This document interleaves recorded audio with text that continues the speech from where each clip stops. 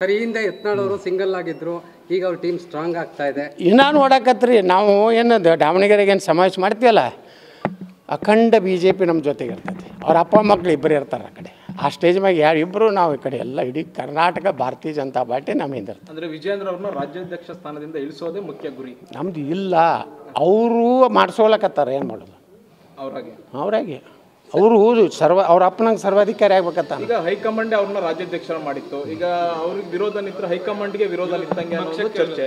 ಅದು ಚರ್ಚೆ ಅವ್ರು ಮಾಡ್ತಾರೆ. ವಿಜಯೇಂದ್ರ ಅವರು ಹೇಳಿದ್ದಾರೆ ನಾಯಕ ಇದು ಪ್ರಜಾಪ್ರಭುತ್ವದ ಪಕ್ಷ. ಇಂಟರ್ನಲ್ ಡೆಮಾಕ್ರಸಿ ಬಗ್ಗೆ ನಾವು ಮಾತಾಡ್ತೀವಿ. ಭಾರತೀಯ ಜನತಾ ಪಾರ್ಟಿ ಇಂಟರ್ನಲ್ ಡೆಮಾಕ್ರಸಿ. ಹಂಗಾದ್ರೆ ಕಾಂಗ್ರೆಸ್ಸು ಮುಲಾಯಂ ಸಿಂಗ್ ಯಾದವ್ ಇದೇ ಯಡಿಯೂರಪ್ಪನ ಹಿಂದೆ ಹೊಡಿತಿದ್ದಲ್ರಿ ನಮ್ಮ ಭಾಷಣ ಮುಂದೆ. ಮುಲಾಯಂ ಸಿಂಗ್ ಯಾದವ್ನ ಮಕ್ಕಳ ವಂಶವಾದ, ದೇವೇಗೌಡರ ಕುಟುಂಬದ ಬಗ್ಗೆ ಮಾತಾಡ್ತಿದ್ದ, ಲಾಲು ಪ್ರಸಾದ್ ಯಾದವ್ನ ಬಗ್ಗೆ ಮಾತಾಡ್ತಿದ್ದ, ಸೋನಿಯಾ ಗಾಂಧಿ, ರಾಜೀವ್ ಗಾಂಧಿ, ರಾಹುಲ್ ಗಾಂಧಿ, ಪ್ರಿಯಾಂಕಾ ಗಾಂಧಿ ಇದೇ ಯಡಿಯೂರಪ್ಪ ಮಾತಾಡಿದ್ದು. ಬೇಕಂದ್ರೆ ನಿಮ್ಮಲ್ಲಿ ಕಟ್ಟಿ ಅವೇನು ಇರ್ತಾವಲ್ರಿ ಅವು ಬಿಟ್ಟು ಬಿಡುಗಡೆ ಮಾಡಿರಿ. ಅವನು ಮಾತಾಡ್ದೆ ಈಗ ಎಷ್ಟು ವ್ಯಾಮೋಹ ಅಂದ್ರೆ ಅಣ್ಣ ದೊಡ್ಡ ಮಗ ಕೇಂದ್ರ ಮಂತ್ರಿ ಆಗ್ಬೇಕು, ಸಣ್ಣ ಮಗ ರಾಜ್ಯದ ಅಧ್ಯಕ್ಷ ಆಗಿ MLA ಆಗಿ ಮುಂದೆ ಮುಖ್ಯಮಂತ್ರಿ ಅಭ್ಯರ್ಥಿ ಆಗಬೇಕು. ಇನ್ನೂ ಚಿಳ್ಳಿ ಮಿಳ್ಳಿ ಆದವ್ರು ಮನ್ಯಾಗ ಅವೆಲ್ಲ ಒಂದೊಂದು ಪೋಸ್ಟ್ ಕೊಡಬೇಕು. ಅವಾಗ ಮ್ಯಾಗ ಹೋಗ್ತಾರೆ, ಮ್ಯಾಗ ಹೋಗೋದಿಲ್ಲ ತಳಗೆ ಹೋಗ್ತಾರೆ.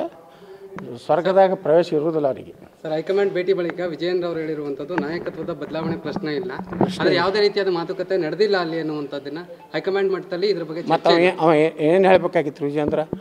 ನನ್ನನ್ನು ತೆಗಿತಾ ಇದ್ದಾರೆ ಅಂತ ಅವ್ರ ಅಪ್ಪನಂಗೆ ಹೇಳಬೇಕಾಗಿತ್ತ? ಈಗ ನಾಯಕತ್ವ ಮುಖ್ಯಮಂತ್ರಿ ನನ್ನ ಮುಖ್ಯಮಂತ್ರಿ ತೆಗಿತಾ ಇದ್ದು ನಾವು ರಾಜೀನಾಮೆ ಕೊಡ್ತಾ ಇತ್ತು ಹಂಗೆ ಅನ್ಬೇಕಾಗಿತ್ತು. ಏನು ರೀ ಒಳ್ಳೆ ಕತೆ ಹೊಡಿತಿರಲ್ಲ.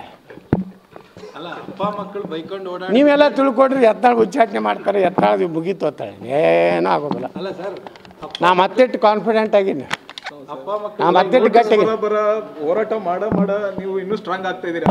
ಅಲ್ಲ ಸರ್, ಯಡಿಯೂರಪ್ಪ ಮತ್ತು ಮಕ್ಕಳನ್ನ ಬೈಕೊಂಡು ಓಡಾಡಿದ್ರೆ ದೊಡ್ಡವರಾಗ್ತೀವಿ, ದೊಡ್ಡ ಸ್ಥಾನ ಸಿಗುತ್ತೆ ಅಂತ ಕನಸು ಕಾಣ್ತಾ ಇರೋರಿಗೆ ಅನ್ನೋಂಥ ಅರ್ಥದಲ್ಲಿ ಮಾತಾಡಿದ್ದಾರೆ. ಯಡಿಯೂರಪ್ಪ ಎಲ್ರಿ ಮುಗಿದೈತ್ರ ಅದು ಕತಿ. ಯಡಿಯೂರಪ್ಪ ಏನಾರು ಉಳಿದೈತೈತ್ರಿ? ಲಿಂಗಾಯತರೊಳಗಾರ ಏನಾರು ಉಳಿದೈತೇನು? ಸುಮ್ಮನೆ ಹೇಳ್ಕೊತಾರೆ ನಾನು ಲಿಂಗಾಯತರು ಇರಲ್ಲ, ನಾನು ಹಿಂದಿದ್ದಾರೆ, ನಾನು ಪ್ರಯತ್ನ ಮಾಡಿದ್ರೆ ಹಾಗೆ ಮಾಡ್ತೇನೆ, BJPನ ಮುಗಿಸಿಬಿಡ್ತೇನೆ. ಎಷ್ಟು KJPಗೆ ಹೋಗಿ ಎಷ್ಟು ಸೀಟ್ ತಂದ್ರಿ? ಎಷ್ಟು ಸೀಟ್ ತಂದ್ರೆ KJPಗೆ ಹೋಗಿ ಯಡಿಯೂರಪ್ಪ